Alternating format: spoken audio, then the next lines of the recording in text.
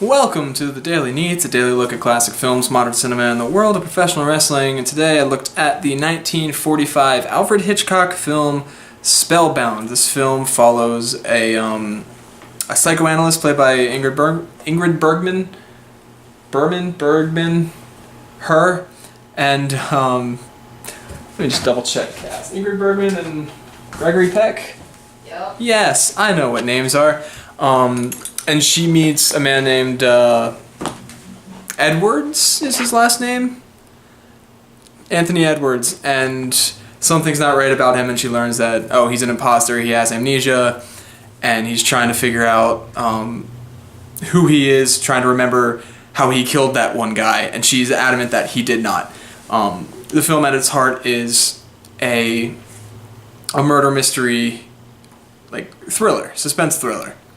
But it didn't quite work for me. It didn't quite gel for me. And it wasn't until I did a little bit of research and looked at the Academy Awards that I realized it. And it's because the one Academy Award it won was for its score. And that's when it hit me. The score itself didn't fit the movie. A great score, deserving of the Oscar, but it felt like it was more for a romance and not like a suspenseful thriller.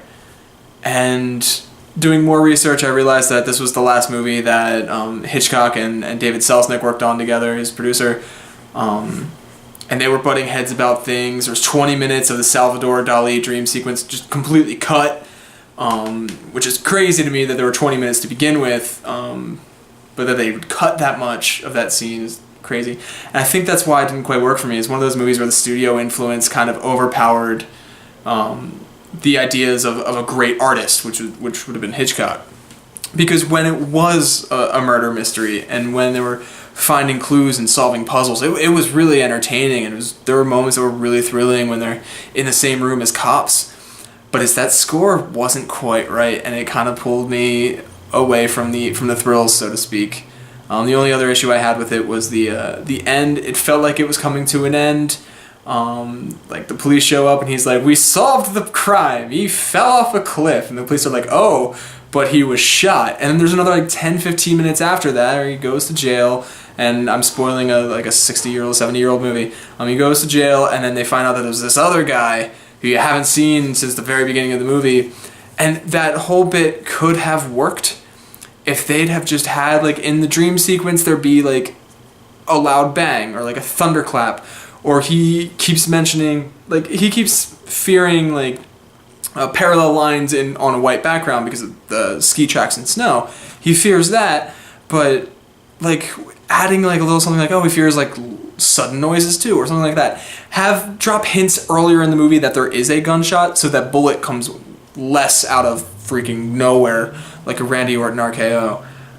Because I was like, oh, they wrapped it up. Mystery solved, movie over. What? There's still more? Oh. Okay, kind of like the false finish. False finishes work well in wrestling, not well in movies. Return of the King. So yeah, that's what I gotta say about Spellbound. When you could tell that Hitchcock was in control, it was great, but when the studio kind of took control, it wasn't as great. Still better than a lot of movies that come out now, but not Hitchcock's best. That's all I gotta say about that. Tomorrow, I believe, we're diving back into the mindscape of Woody Allen with Annie Hall, which is regarded to be his best or most successful.